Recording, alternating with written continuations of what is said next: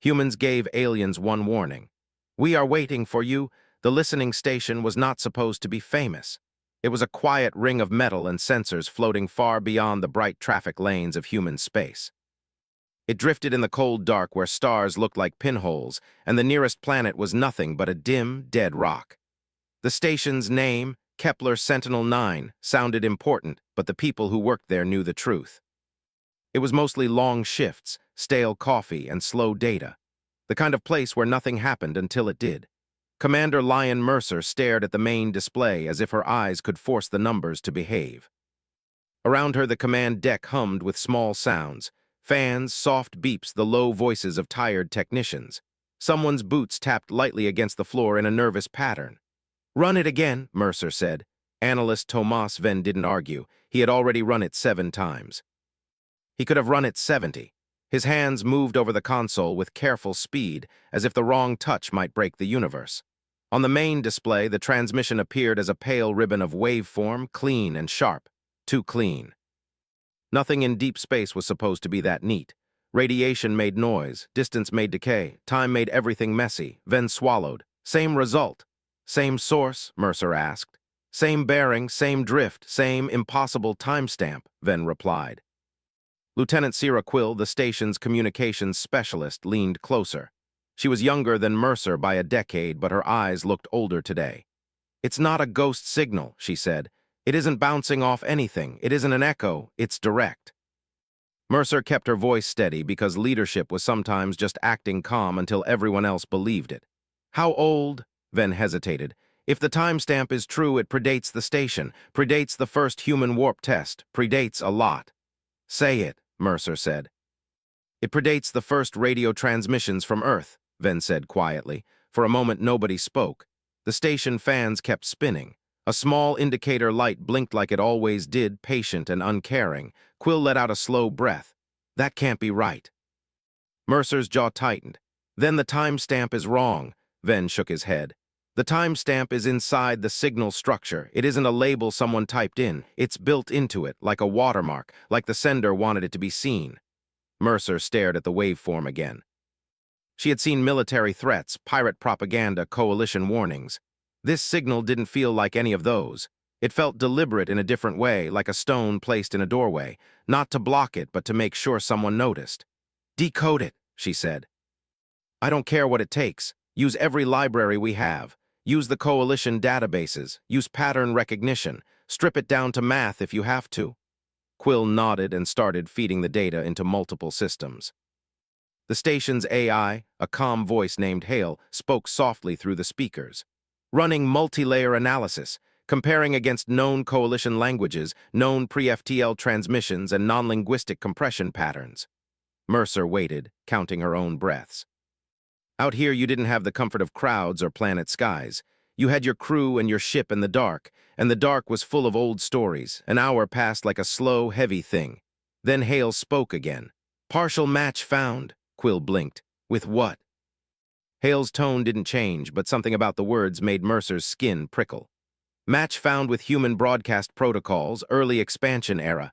Phrase repetition pattern corresponds to a human psychological messaging format. Short, simple, persistent." Mercer frowned.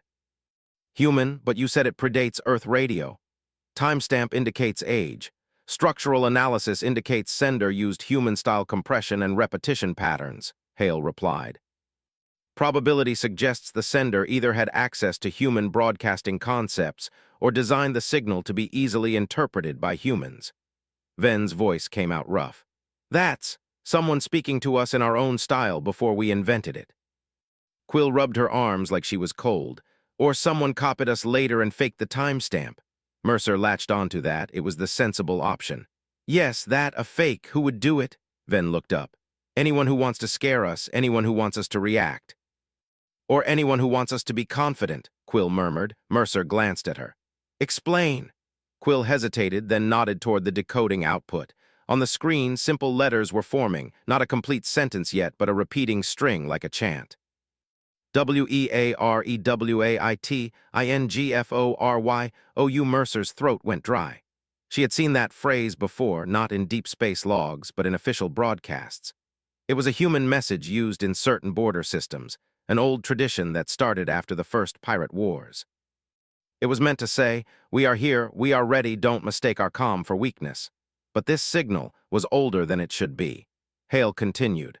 Full phrase appears to be identical to an established human deep space broadcast used in frontier defense zones. The phrase is, "We are waiting for you." Mercer slowly sat back.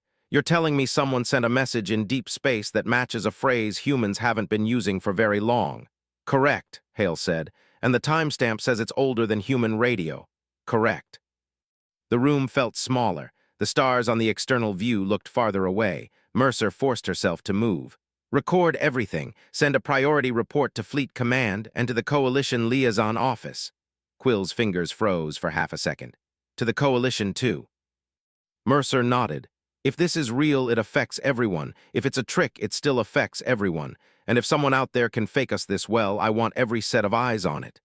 Hale added, "Transmission is repeating at regular intervals. Source appears to be moving, slight change in bearing over time." Ven leaned forward. "Moving how?" Hale paused just long enough to be unsettling. "Approaching." Mercer didn't like the way her crew looked at her then, like they wanted her to say it was fine. Like they wanted her to turn into certainty and hand it out like rations. "Distance?" Mercer asked. "Signal source estimated at 5 light days and closing," Hale replied. Quill's mouth went dry. 5 light days is inside the outer net." Mercer nodded once. The outer net was where humans kept their earliest warning systems, far beyond the populated worlds. It was where they placed sensors and silent platforms, not cities. It was where they watched the dark. Mercer's comm panel chimed. The report had reached Fleet Command quickly. Too quickly. Someone must have already been awake and waiting for bad news. A face appeared on the screen, Admiral Nayla Rook. Her uniform was crisp even through the imperfect transmission. Her eyes were calm, but the lines around them suggested she didn't sleep much. "Commander Mercer," Rook said, "I read the summary. I want your full assessment." Mercer stood straight.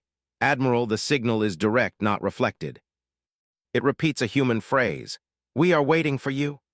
The timestamp embedded in the signal suggests it is older than human radio transmissions. Structural analysis suggests it was designed to be decoded by humans, using patterns similar to our own." Admiral Rook watched her in silence. Then she asked, "Do you believe the timestamp?" Mercer chose her words. "I believe someone wanted us to see it." Rook nodded as if that was the only answer that mattered. "What about the source?" "It's approaching, Admiral." Estimated 5 light days out and closing. No visual yet, no standard transponder. Rook's gaze sharpened. "Any coalition traffic in the area?"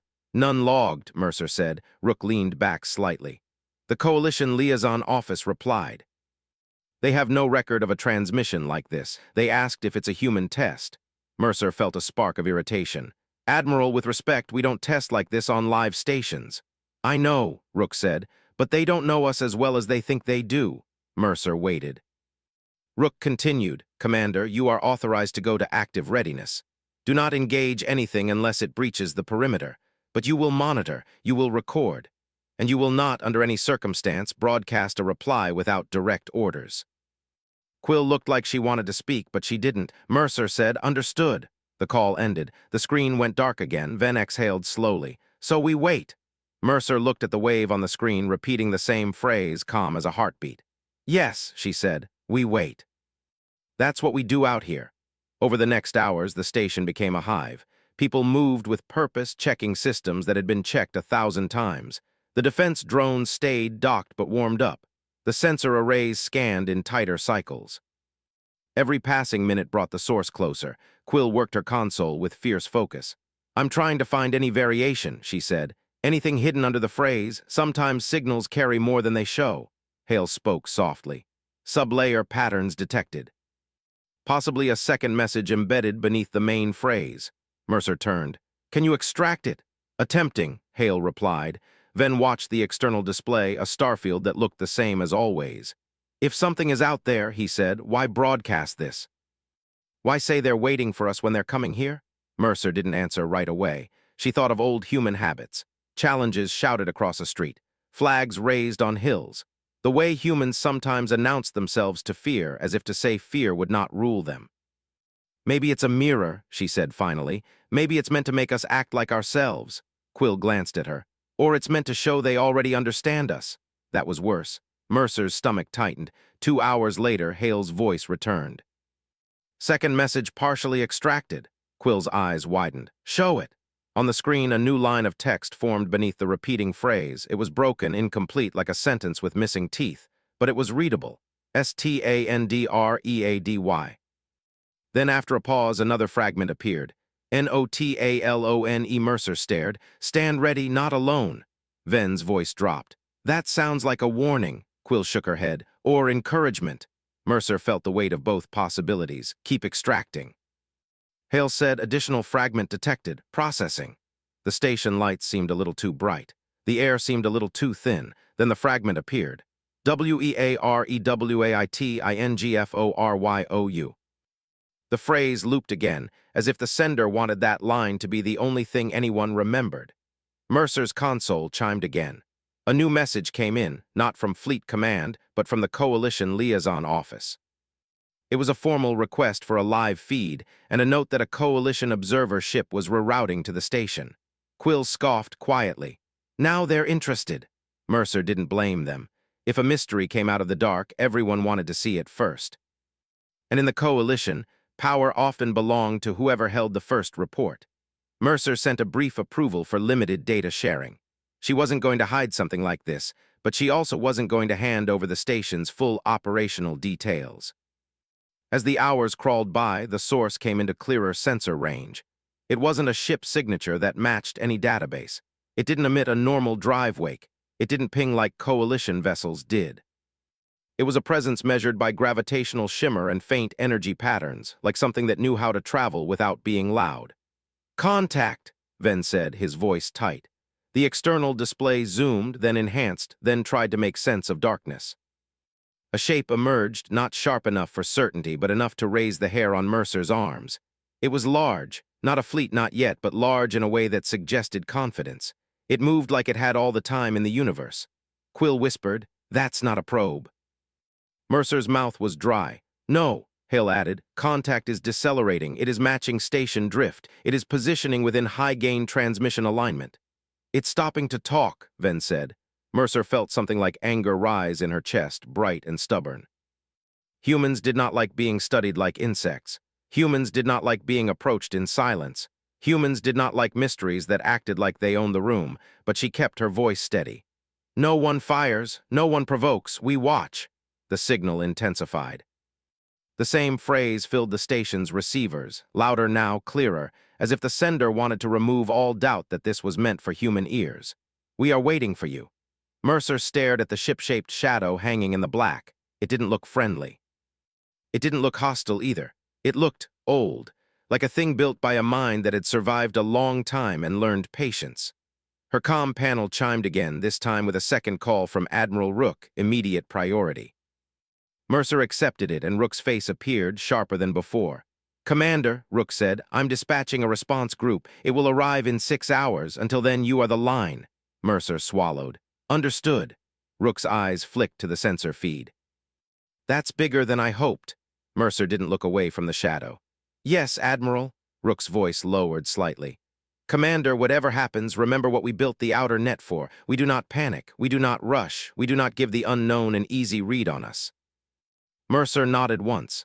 "Yes, Admiral." Rook held her gaze. "If it tries to speak directly, you do not answer, you record, you wait." Mercer thought of the phrase repeating through space, the words that sounded like a challenge, like an invitation, like a dare. She wondered who had said them first.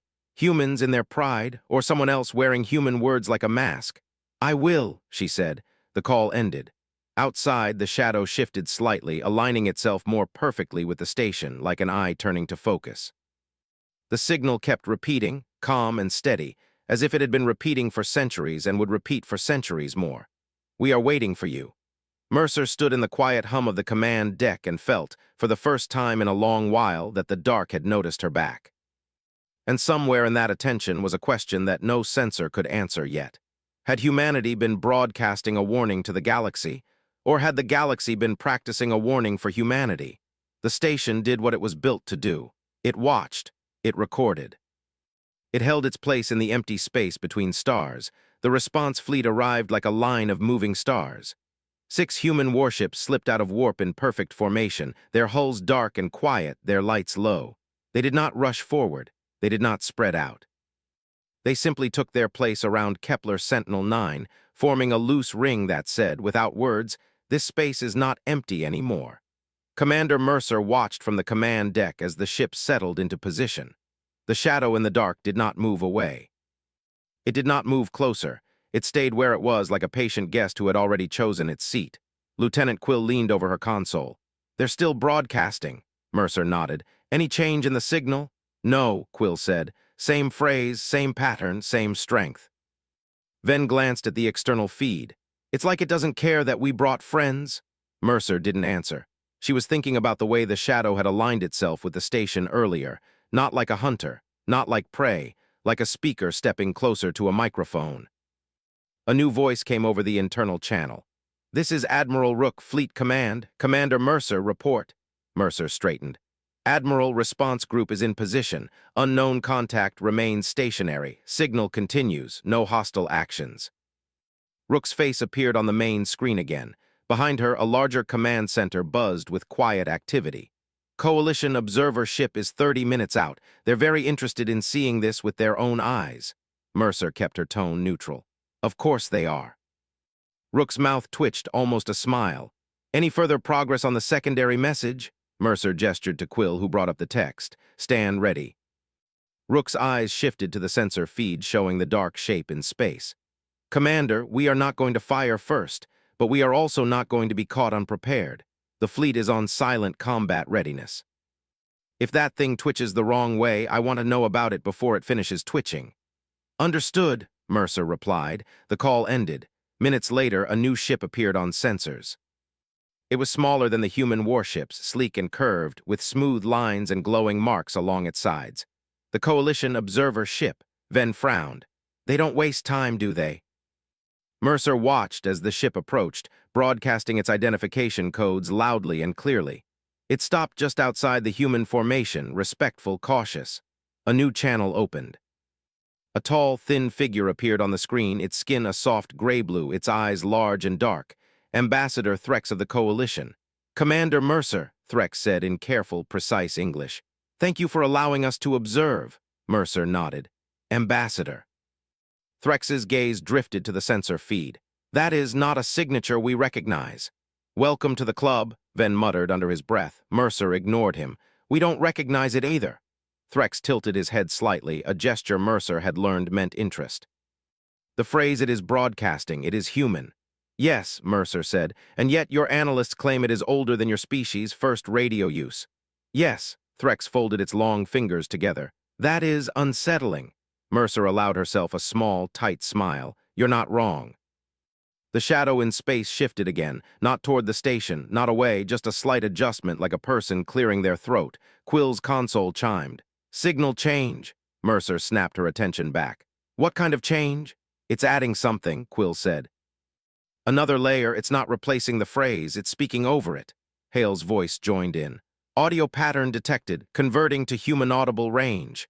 A low sound filled the command deck. It wasn't a voice, not exactly. It was more like a deep hum, rising and falling in a rhythm that made Mercer's chest feel tight. Then, slowly, words formed within the sound, not through the speakers, but through the translation systems. "Human vessels," the voice said. It was calm, flat, old.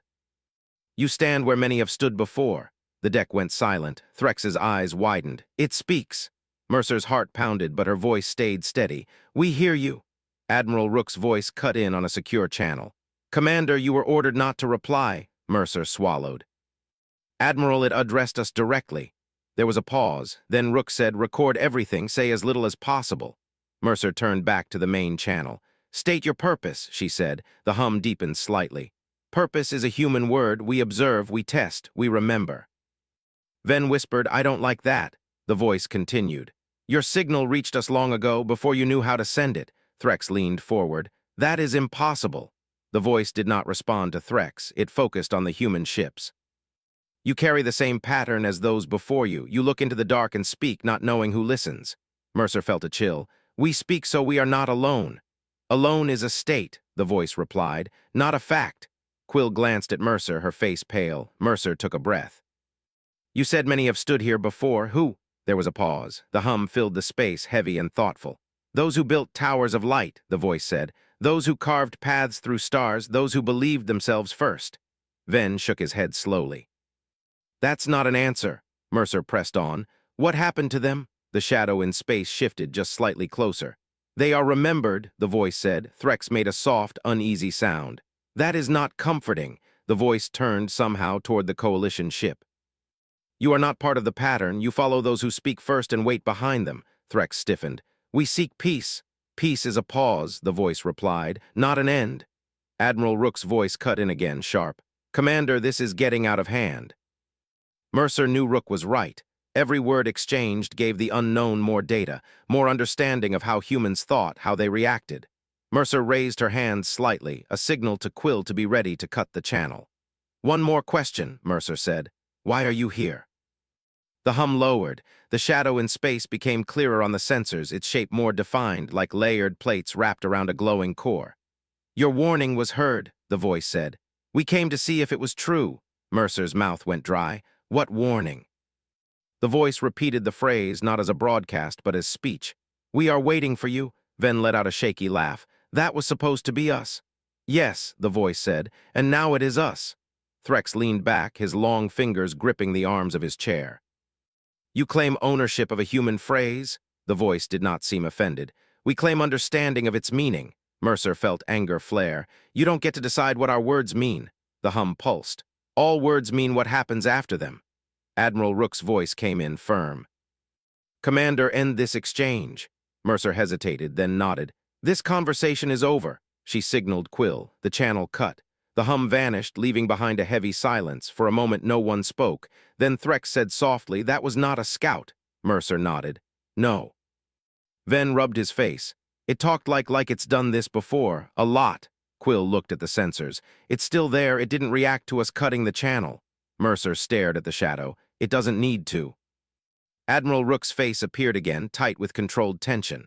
Commander, full report, now. Mercer relayed everything, the words, the tone, the way the voice had spoken about others who came before. When she finished, Rook was quiet for a long moment.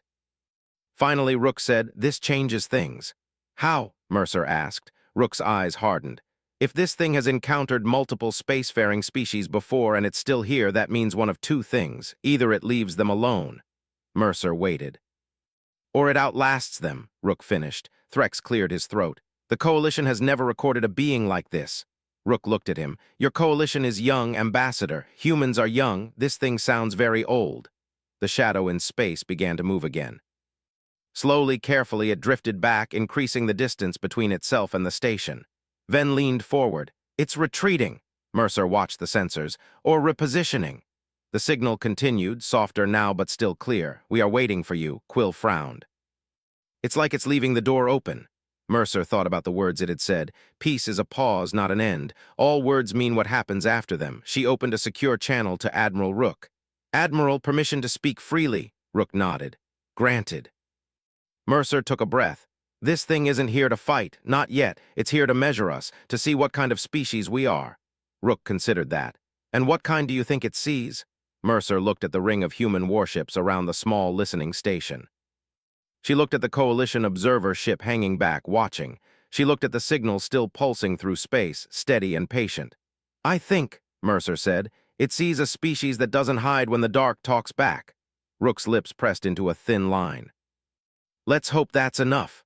The shadow faded into the distance, not vanishing, just becoming harder to see. The signal grew weaker, but it did not stop. We are waiting for you. The station returned to its quiet hum. The stars looked the same as they always had. But everyone on Kepler Sentinel-9 knew something had changed. The dark was no longer empty. Days passed, but the feeling of being watched never left Kepler Sentinel-9.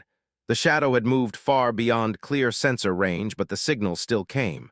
Faint, steady, patient. We are waiting for you. Commander Mercer stood at the main display, arms folded behind her back. The stars looked normal. The station systems hummed like they always had. And yet everything felt different, like the universe had leaned closer to listen. Lieutenant Quill worked quietly at her console. She had not complained once, but the dark circles under her eyes showed how little she had slept. Tomas then sat nearby, surrounded by floating data screens, chasing patterns that might not even exist. Admiral Rook had ordered a full observation net around the area. Human ships now drifted in wide arcs across nearby systems, silent and alert. Coalition observers came and went, watching, recording, whispering back to their distant councils. No one wanted to be the one who missed something.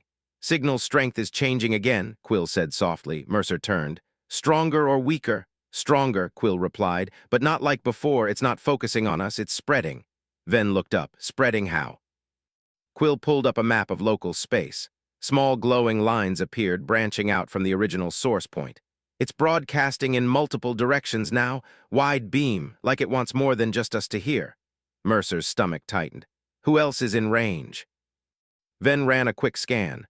A few coalition outposts, some trade routes, a lot of empty space. Mercer frowned. It's not calling just to us anymore, Quill nodded. It's making an announcement.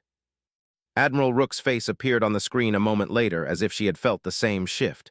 You see it too, Rook said. Yes, Admiral, Mercer replied. It's widening the broadcast. Rook leaned forward. Coalition Command is not happy. They're asking if this is a human trick. Mercer sighed. We can barely understand it ourselves. Rook's eyes flicked to the signal map. Whatever it is, it wants an audience. As if to prove her point, a new message came through the Coalition channel. Ambassador Threx's face appeared again, looking more tense than before. Commander Mercer, Threx said, several Coalition systems are now receiving the same phrase. Mercer nodded. We see that. Threx's long fingers twitched. Some of our younger species are concerned. That's one word for it, Ven muttered. Threx ignored him. They are asking what it means. Mercer hesitated. So are we. At that moment, the signal changed again. The familiar phrase faded into the background, becoming a soft, steady pulse. Over it came the low hum, deeper than before, stronger, as if the voice had stepped closer to a much larger microphone. Those who listen, the voice said, will hear. The command deck went still. Mercer felt her heart beat in her throat. It's addressing everyone now. Threx leaned forward. What do you want? He asked, his voice careful. The voice did not answer him directly. Long ago, many spoke into the dark. Few were answered. You have been. Ven whispered, that sounds like a test. Mercer took a slow breath. What kind of test? The hum pulsed. A simple one. Do you speak only to be heard, or do you speak to understand? Quill glanced at Mercer. That's not simple. No, Mercer agreed. It never is, Threx straightened. We seek understanding. The Coalition exists for that purpose. The voice paused. You seek agreement. That is different. Threx stiffened but said nothing. Mercer stepped closer to the console. You said before that others stood where we stand now. Did they pass your test? There was a long silence. The hum softened like a distant storm. Some did, the voice said, for a time. Ven frowned. And then? Time changes all patterns, the voice replied, even the ones that pass. Mercer didn't like how that sounded. What happens when a pattern changes? The shadow's faint outline flickered on the sensors, not closer, not farther, just present. Then we wait, the voice said. Threx let out a breath. You wait for what? For the next answer, the voice replied. Mercer Rook's voice cut in on a secure channel. Commander, this is getting philosophical. I need practical information. Mercer replied quietly. So do I, Admiral. She turned back to the open channel. If this is a test, what are the rules? The hum deepened slightly, almost like amusement. Rules are another human word. Mercer pressed her lips together. What do you want from us? The voice finally focused fully on her. We want to see what you do when you are not alone anymore. Ven swallowed. We already told it. We don't like being alone. Quill nodded. And now it's showing us what that really means. A new alert chimed across the deck. One of the outer sensor ships had detected movement, not the shadow itself, but something else. Commander, Ven said, bringing up the feed. We're getting multiple energy signatures far out. Different from the original contact. Mercer felt a cold weight settle in her chest. How many? 3, maybe 4, Ven replied. Hard to tell at this range. Threx's eyes widened. More of them, the voice spoke before Mercer could answer. Others have heard. Quill stared at the screen. You called them. The hum did not deny it. We did not call, we spoke, they listened. Rook's voice came through sharp. Commander, this is escalating. Mercer nodded. I know. She turned back to the channel. You're bringing more unknowns into our space. Your space is a small idea, the voice replied. The dark does not belong to any one pattern. Mercer felt anger rise again. Our people live here. So do theirs, the voice said. Threx leaned forward. You risk conflict. The hum softened. Conflict is also a pattern. Ven muttered, I really do like how it talks about us like shapes on a board. Mercer raised her hand slightly, steadying herself. Why now? She asked. Why speak to us at all? The voice paused longer than before. Because you did not stop speaking when you learned you were not first, it said. Mercer's brow furrowed. What do you mean? You discovered others, the voice continued. You discovered older paths, older ruins, older signals, and still you spoke into the dark. Not to claim it, not to hide from it, but to say you were here. Quill whispered, It's been watching us for a long time. Mercer felt a strange mix of pride and fear. And that matters to you? Yes, the voice said. Patterns that keep speaking tend to last longer. Rook's voice cut in again. Commander, those new signatures are moving closer. Coalition Command is getting nervous. Threx nodded. Some of our fleets are mobilizing, not to attack, to be ready. Mercer closed her eyes for a brief moment. The station felt small again. A thin shell of metal and people between unknown forces and fragile worlds. She opened her eyes. You said this is a test, she said to the voice. What happens if we fail? The hum lowered, becoming almost too deep to hear. Then we remember you, the voice said. Ven shook his head. I really don't like that answer. Mercer forced herself to stay calm. And if we pass, the voice's tone changed just slightly, then you are not alone in the way you fear. Quill blinked. That's almost comforting. Almost, Mercer agreed. The sensor feed chimed again. The new signatures were clearer now. They were not the same as the shadow. Smaller, faster, different shapes, different energy patterns. Threx studied them. These do not match any coalition design either. Mercer looked at the voice's shadow on the display. Who are they? Listeners, the voice replied. Like you, Ven scoffed. You make it sound like a club, the hum pulsed. It is. Rook's voice was tense. Commander, I need a decision. Do we pull back? Do we hold position? Mercer thought of the phrase that had started all of this. The words humans had sent into the dark without knowing who might hear them. We are waiting for you. She realized now that waiting did not mean standing still. It meant choosing not to run. We hold, Mercer said. We don't provoke, we don't retreat, we show them who we are. Rook was silent for a moment. Then she said, Very well, but I'm sending more ships. Understood, Mercer replied. The new shapes slowed as they approached the edge of the observation zone. They did not cross in. They did not broadcast, they simply watched. Quill shivered. Now we're the ones being observed. Mercer nodded. Welcome to the other side of the signal. The voice spoke again, softer now, less like a declaration and more like a statement of fact. Now you see the pattern, it said. Those who speak draw others, those who draw others must choose what they become. Threx looked at Mercer. This is bigger than just humans now. Mercer met his gaze. It always was. She turned back to the shadow. You said peace is a pause. What comes after the pause? The hum lingered, stretching the moment thin. Understanding, the voice said, or something else. Ven laughed weakly. Great, no pressure. The signal began to fade again, not vanishing, but pulling back into its steady, familiar rhythm. We are waiting for you. The other shapes remained at a distance, silent and still. Mercer leaned back in her chair for the first time in hours. Her body felt heavy, but her mind was sharp. Quill looked at her. Do you think we're passing? Mercer considered the question. I think, she said slowly, we're still speaking. Outside the station, in the wide, quiet dark, more eyes than ever before were turned toward a small human listening post. The waiting changed after the others arrived. Kepler Sentinel-9 was no longer just a listening post at the edge of human space. It had become a quiet center of attention, a small island of light in a sea of watching eyes. Human ships held their wide ring. Coalition vessels hovered farther back. And beyond them, the strange new shapes lingered like shadows that refused to fade. The original presence, the one that had spoken first, remained the calmest of them all. The signal still pulsed through space, steady and soft. We are waiting for you. Commander Mercer stood at the center of the command deck, her hands resting on the edge of the main console. The hum of the station felt louder now, not because it had changed, but because everything else had gone so quiet. No one joked anymore. No one tapped their boots. Every sound felt like it might carry too far into the dark. Lieutenant Quill broke the silence. One of the new contacts is adjusting position. Mercer looked up. Toward us? Not directly, Quill said. Sideways, like it's trying to get a better angle. Ven frowned. That's what we do when we don't trust what we're seeing. Mercer nodded slowly. Or when we're trying to see what someone else is hiding. A secure channel chimed. Admiral Rook's face appeared tight and tired. Commander, Rook said, Coalition Command is arguing. Some of their members want to withdraw, others want to bring a fleet. Mercer sighed. And what do you want, Admiral? Rook paused. I want to understand what we're standing in front of before someone makes a move they can't take back. Mercer nodded. So do I, the channel cut. Almost on cue, the hum of the unknown voice returned, rising gently over the background signal. You gather, the voice said, as others have gathered before. Mercer felt the weight of every ship out there. You keep saying that, what happened to them? The shadow's outline shimmered faintly on the sensors.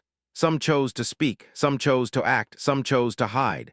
And, Mercer pressed, and they became what they chose, the voice replied. Ven shook his head. That's still not an answer. The voice seemed to consider this. You want an ending, there are none, only long middles. Quill let out a breath she didn't know she was holding. Threx's image appeared on the Coalition channel, his posture stiff. This is not helpful. The voice turned somehow toward him. Help is another pattern. Mercer raised her hand slightly. You said before that patterns that keep speaking last longer. What does that mean to you? The hum softened. Those who talk to the dark learn when it changes. Mercer frowned. And those who don't. They learn when it is too late, the voice replied. That answer settled heavily over the deck. Ven leaned closer to Mercer. It's not threatening us, but it's not exactly comforting either. Mercer whispered back, it doesn't need to threaten us, it just needs to exist. A new alert chimed. One of the smaller unknown shapes had begun transmitting. Not words, not a hum, just a stream of symbols and light patterns. Quill's fingers flew over her console. It's sending data, not aimed at us. It's aimed at the other unknowns. Threx leaned in. They are communicating with each other. Yes, Quill said, and it looks complicated. Mercer looked at the shadow. Are they part of you? The voice replied. They are part of the waiting. That's not an answer, Mercer said. It is the only one, the voice replied. The data stream between the unknown shapes grew brighter, more complex. Lines of energy flickered across the sensor map like a web being spun in slow motion.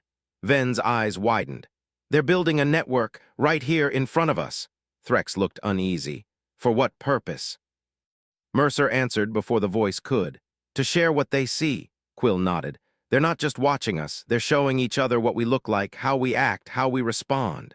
Mercer felt a strange chill. Humanity was not just being tested. It was being studied, displayed, passed around like a story in a room full of listeners. She turned to the open channel. You're turning us into an example, the hum pulsed. All who speak become examples. Mercer's jaw tightened. To who? To those who will speak next, the voice said.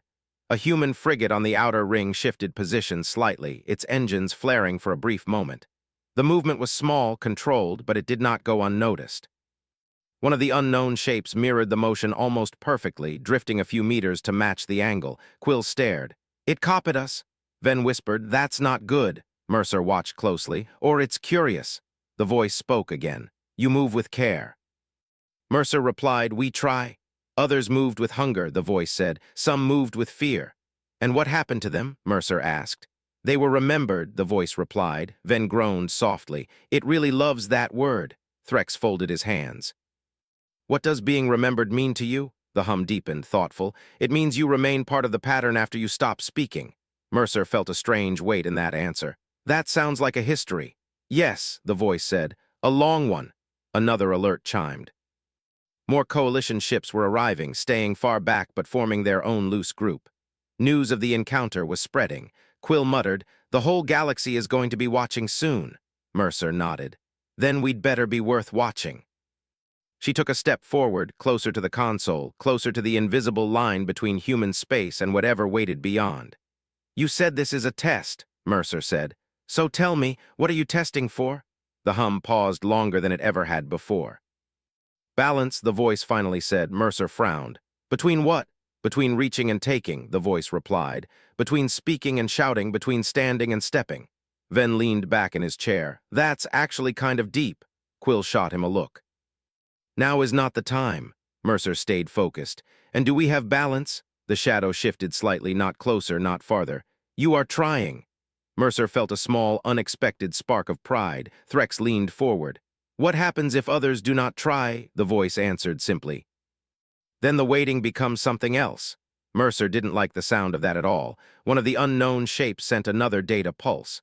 This time, a small fragment reached human sensors before being redirected. Quill gasped. "It's a recording." Mercer leaned in. "Of what?" "Of us," Quill said softly. The display showed a ghostly outline of Kepler Sentinel-9, the ring of human ships, even the faint shape of the Coalition vessels. It was not a perfect image, but it was close enough to be unmistakable. Ven stared. "They're making copies." Mercer nodded. "They're remembering." The voice spoke again, almost gently. "You leave a clear mark." Mercer met the shadow with steady eyes. "So do you?" The hum pulsed. "We try to leave small ones." Rook's voice cut in again, low and serious. "Commander, I'm getting reports of panic in a few border systems. People are hearing the phrase. They don't know what it means." Mercer closed her eyes for a moment. The words that had once been a simple human signal were now echoing across worlds that had never heard of Earth, never seen a human face.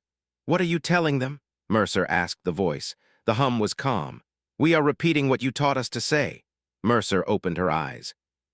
"And what do you think it means?" The shadow's outline shimmered almost like a smile. "It means," the voice said, "that you do not hide from the dark." Mercer felt the weight of that. "And now the dark doesn't hide from us."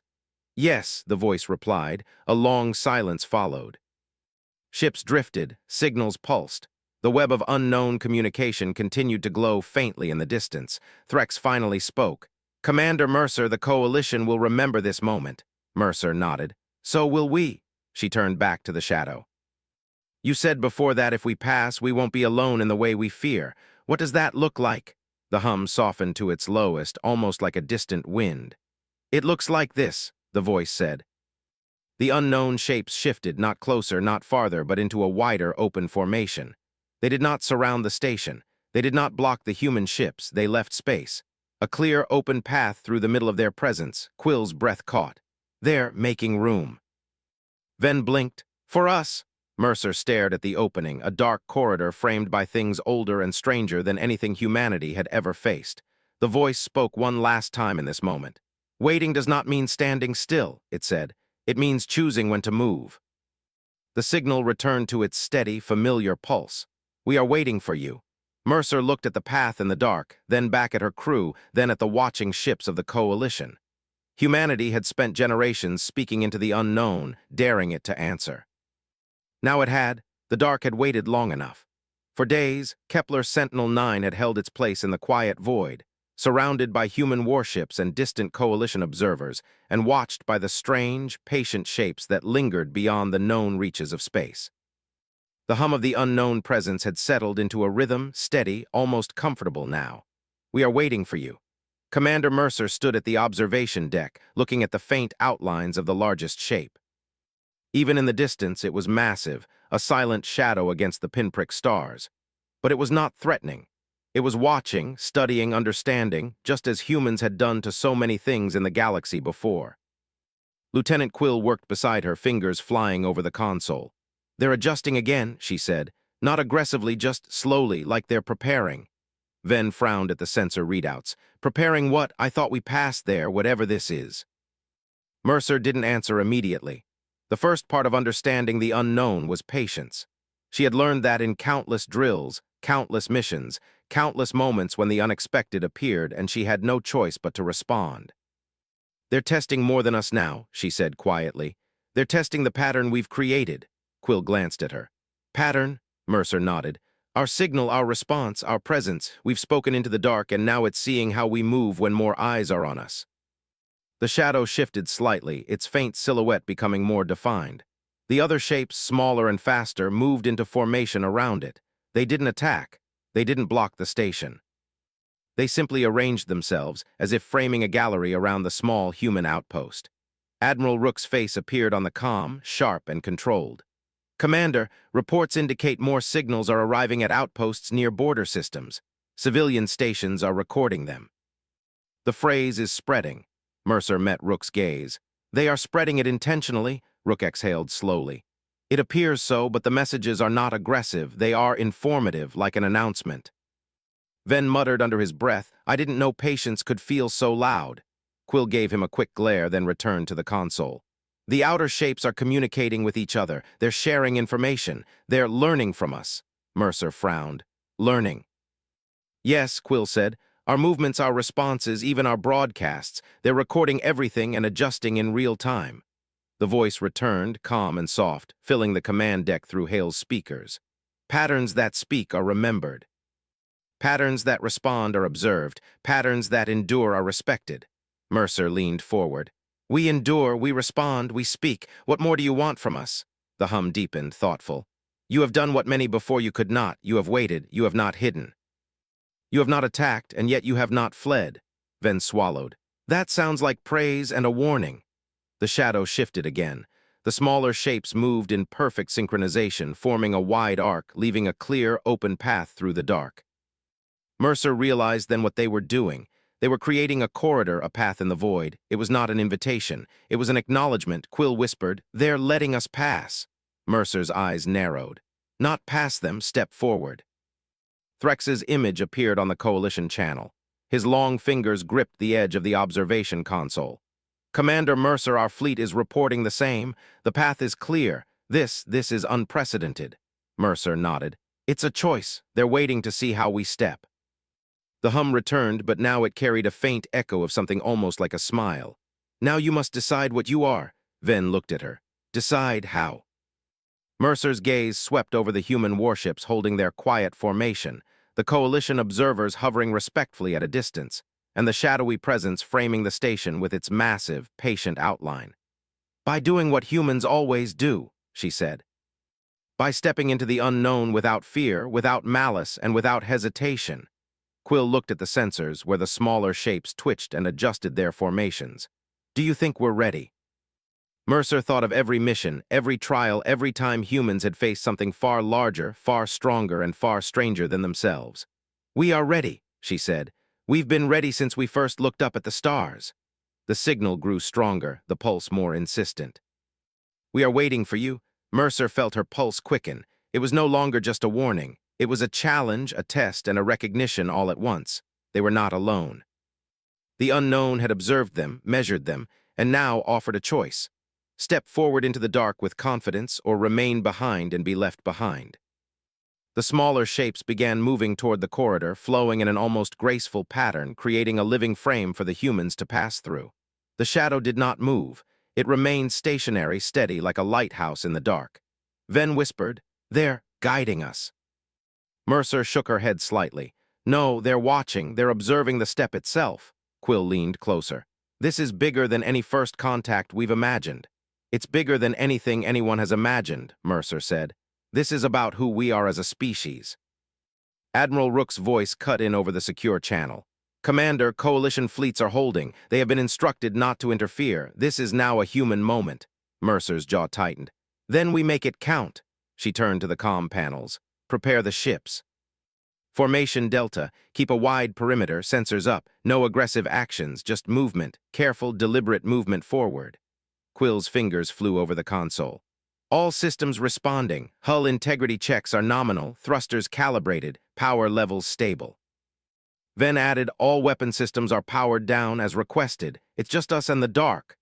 Mercer's eyes swept across the deck, looking at each member of her team. Their faces were tense but steady. They understood. This was more than maneuvering ships. This was a statement.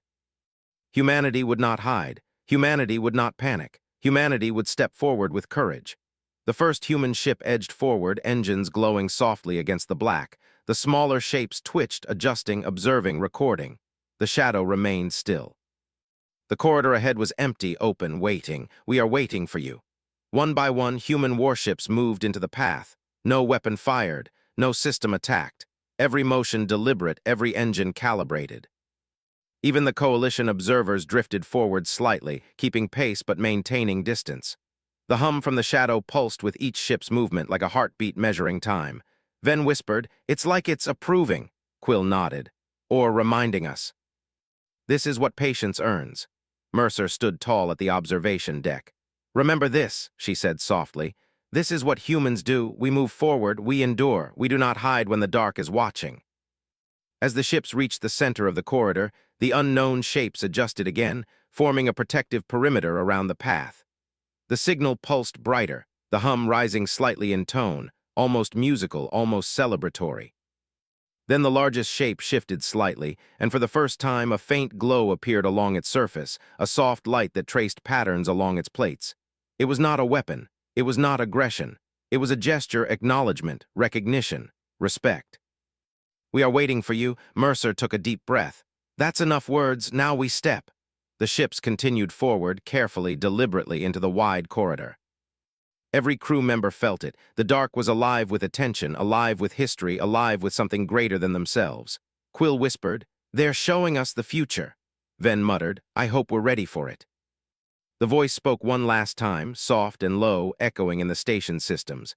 "Those who speak into the dark shape the dark itself. Those who step into the path shape what comes after. Remember who you are and move with courage." Mercer's hand rested lightly on the console. "We remember, and we move." One by one, human ships crossed the open corridor. The unknown shapes held their positions, silent observers of every action. The shadow watched the entire sequence, immobile, patient, and powerful.